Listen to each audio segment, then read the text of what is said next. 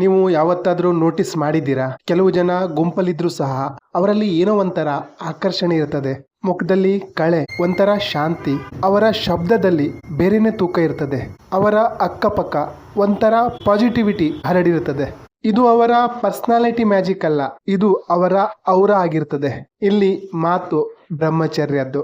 Urea ಸಂರಕ್ಷಣೆ, ಬ್ರಹ್ಮಚರ್ಯ ಪಾಲನೆ ಮಾಡಿದಾಗ ನಿಮ್ಮಲ್ಲಿ ಈ ಕಳೆ ಬರ್ತದೆ.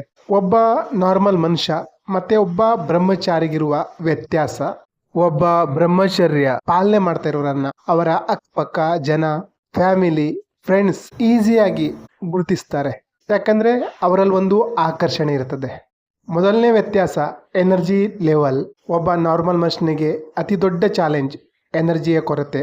ಬೆಳಿಗ್ಗೆ ಎದ್ದ ತಕ್ಷಣ ಫ್ರೆಶ್ ಆಗಿದ್ರೂ ಸಹ ದಿನ ಕಳೀತಾ ಇದ್ದ ಹಾಗೆ ಅವನು ನಿಧಾನ ವೀಕ್ ಆಗ್ತಾನೆ. ಅವನ ಎನರ್ಜಿ ಲೀಕ್ ಆಗ್ತದೆ. ಒಂದು ಸಣ್ಣ ತೊಂದರೆ ಅವನ ಇಡೀ ಸಿಸ್ಟಮ್ನ ಸುಸ್ತಾಗಿ ಮಾಡಿಬಿಡ್ತದೆ. ಅದೇ ಒಬ್ಬ ಬ್ರಹ್ಮಚಾರಿ, ಅವನ ಇಡೀ ದಿನದ ಪೂರ್ತಿ ಲೆಕ್ಕಾಚಾರ ಬೇರೆ ತರನೇ ಇರ್ತದೆ. ಅವನು ಅವನ ಸೀಮನ್ ಎನರ್ಜಿನ ವಿನಾಕಾರಣ ಹಾಳು ಮಾಡಲ್ಲ. ಆ ಎನರ್ಜಿ ಅವನಿಗೆ ರೀಚಾರ್ಜ್ ಮಾಡ್ತದೆ. ಅವನ ಸ್ಟೆಮಿನಾ, ಅವನ ಸ್ಟಡಿನೆಸ್, ಅವನ ಅಸಾಧಾರಣ ಫೋಕಸ್ನ ಜಾಸ್ತಿ ಮಾಡ್ತದೆ. ಅವನು ತನ್ನ ಬ್ರಹ್ಮಚರ್ಯ ಪಾಲನೆಯಿಂದ ಇಡೀ ದಿನ ಆಕ್ಟಿವ್ ಆಗಿರ್ತಾನೆ. ಪ್ರತಿ ಮೂಮೆಂಟ್ ಅಲ್ಲಿ ಆ ಕಾನ್ಫಿಡೆನ್ಸ್, ಪ್ರತಿ ಶಬ್ದದಲ್ಲಿ ಒಂಥರ ಅಥಾರಿಟಿ ಕಾಣ್ತದೆ. ಜನರಿಗೆ ಗೊತ್ತಾಗ್ತದೆ ಈ ವ್ಯಕ್ತಿ ಬಾಕಿ ವ್ಯಕ್ತಿ ತರ ಅಲ್ಲ. ಅವನ ಮುಖದಲ್ಲಿ ಕಳೆ, ಕಣ್ಣಲ್ಲಿ ತೀಕ್ಷ್ಣತೆ. ಇದು ಫಿಸಿಕಲ್ ಹೆಲ್ತ್ ಅಷ್ಟೇ ಅಲ್ಲ, ಸ್ಪಿರಿಚುವಲ್ ಎನರ್ಜಿಯ ಸಂಕೇತ ಸಹ ಆಗಿರ್ತದೆ. ಒಬ್ಬ ಬ್ರಹ್ಮಚಾರಿ ವ್ಯಕ್ತಿಯ ಪ್ರೆಸೆನ್ಸ್ ಲಿವಿಂಗ್ ಮ್ಯಾಗ್ನೆಟ್ ತರಹ ಆಗಿರ್ತದೆ. ಅವನು ಒಂದು ರೂಮಲ್ಲಿ ಎಂಟ್ರಿ ಆದ್ರೆ ಜನರಿಗೆ ಇಷ್ಟ ಇಲ್ದಿದ್ರು ಅವನ ಹತ್ರ ಆಕರ್ಷಿತರಾಗ್ತಾರೆ. ಅವನ ಎನರ್ಜಿ ಒಂದು ಸೈಲೆಂಟ್ ಅನೌನ್ಸ್ಮೆಂಟ್ ಮಾಡ್ತದೆ, ಈ ವ್ಯಕ್ತಿ ತನ್ನನ್ನು ತಾನು ಗೆದ್ದಿದ್ದಾನೆ ಅಂತ. ಎರಡನೇ ವ್ಯತ್ಯಾಸ ಮೈಂಡ್ ಕಂಟ್ರೋಲ್. ನಾರ್ಮಲ್ ಮನುಷ್ಯನ ಮೈಂಡ್ ಇಡೀ ದಿನ ಅಲ್ಲಿ ಇಲ್ಲಿ ಅಲಿದಾಡ್ತಾ ಇರ್ತದೆ. ಒಂದ್ಸಲ ಫೋನ್ ನೋಟಿಫಿಕೇಶನ್ ನೋಡ್ತಾನೆ, ಇನ್ನೊಂದ್ಸಲ ಸೋಷಿಯಲ್ ಮೀಡಿಯಾದಲ್ಲಿ ಬ್ಯುಸಿ ಆಗಿರ್ತಾನೆ. ಅವನ ಮೈಂಡ್ ಒಂದು ಕಾಡಿನ ರೀತಿ ಆಗಿರ್ತದೆ. ಅದರಲ್ಲಿ ಸಾವಿರಾರು ಯೋಚನೆಗಳು ಓಡ್ತಾ ಇರ್ತವೆ. ರಿಸಲ್ಟ್ ಏನು ಬರ್ತದಂದ್ರೆ ಕನ್ಫ್ಯೂಷನ್, ಸ್ಟ್ರೆಸ್, ನಿರ್ಧಾರದ ಕೊರತೆ. ಅದೇ ಒಬ್ಬ ಬ್ರಹ್ಮಚಾರಿಯ ಮೈಂಡ್ ಲೇಸರ್ ರೀತಿ ಶಾರ್ಪ್ ಆಗಿರ್ತದೆ.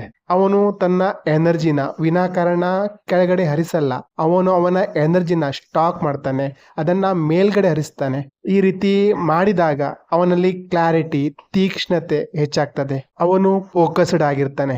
ಯಾವ ಡಿಸ್ಟ್ರಾಕ್ಷನ್ ಅವನನ್ನ ಏನು ಮಾಡ್ಲಿಕ್ಕಾಗಲ್ಲ. ಅವನು ಗೋಲ್ ಮೇಲೆ ಫೋಕಸ್ಡ್ ಆಗಿರ್ತಾನೆ. ಅವನ ಮೈಂಡ್ ರಿಯಾಕ್ಟ್ ಮಾಡಲ್ಲ, ರೆಸ್ಪಾಂಡ್ ಮಾಡ್ತದೆ. ಅವರು ಕೋಪದಲ್ಲಿ ನಿರ್ಧಾರ ತಗೊಳ್ಳಲ್ಲ. ಈ ರೀತಿ ಮೈಂಡ್ ಕಂಟ್ರೋಲ್ ಇದ್ದಾಗ ಹುಟ್ಟೋದೆ ಮೂರನೇ ವ್ಯತ್ಯಾಸ, emotional control, emotional strength and stability. ಒಬ್ಬ ನಾರ್ಮಲ್ ಮನುಷ್ಯ ಸಣ್ಣ ಸಣ್ಣದಕ್ಕೂ ಕೋಪಗೊಳ್ತಾನೆ, ಸಿಡಿಮಿಡಿಗೊಳ್ತಾನೆ, ಟೆನ್ಷನ್ ತಗೋತಾನೆ, ಸಣ್ಣ ರಿಜೆಕ್ಷನ್ಗೂ ಅಲುಗಾಡ್ತಾನೆ. ಅವನ ಇಮೋಷನ್ ಅವನಿಗೆ ಕಂಟ್ರೋಲ್ ಮಾಡ್ತಾ ಇರ್ತದೆ. ಆದ್ರೆ ಅದೇ ಒಬ್ಬ ಬ್ರಹ್ಮಚಾರಿಗೆ ತನ್ನ ಮೈಂಡ್ ಮೇಲೆ, ತನ್ನ ಇಮೋಷನ್ ಮೇಲೆ ಕಂಟ್ರೋಲ್ ಇರ್ತದೆ. ಯಾಕಂದ್ರೆ ಅವರು ತನ್ನ ಒಳಗಡೆಯ ಯುದ್ಧನ ಗೆದ್ದಿರ್ತಾರೆ. ಒಳಗಡೆ ಯುದ್ಧ ಗೆದ್ದಾಗ ಅವನು ತನ್ನ ಇಮೋಷನ್ಗೆ ಡೀಪ್ ಸ್ಟೆಬಿಲಿಟಿ ಕೊಡ್ತಾನೆ. ಆವಾಗ ಅವನಿಗೆ ಹೊರಗಡೆಯ ಯಾವ ಇಮೋಷನ್ ವಿಚಲಿತ ಮಾಡಲ್ಲ. ಹೀಗಾಗಿ ಒಬ್ಬ ಬ್ರಹ್ಮಚರ್ಯ ವ್ಯಕ್ತಿಯ ಪ್ರೆಸೆನ್ಸ್ ಜನರನ್ನ ಸೆಕ್ಯೂರ್ ಫೀಲ್ ಮಾಡಿಸ್ತದೆ. ಜನ ಅವರ ಮನಸ್ಸಿನ ನೋವನ್ನ ಅವರ ಹತ್ರ ಶೇರ್ ಮಾಡ್ತಾರೆ. ಯಾಕಂದ್ರೆ ಅವ್ರಿಗೆ ಗೊತ್ತಿರ್ತದೆ ಈ ವ್ಯಕ್ತಿ ಗಾಬರಿ ಬೀಳುವನೋ ಅಥವಾ ಮುರಿದು ಹೋಗುವ ವ್ಯಕ್ತಿ ಅಲ್ಲ ಅಂತ. ಬ್ರಹ್ಮಚಾರಿಯ ಇಮೋಷನಲ್ ಸ್ಟ್ರೆಂತ್ ಅವನನ್ನ ಒಬ್ಬ ಸದೃಢ ವ್ಯಕ್ತಿಯನ್ನಾಗಿ ಮಾಡ್ತದೆ.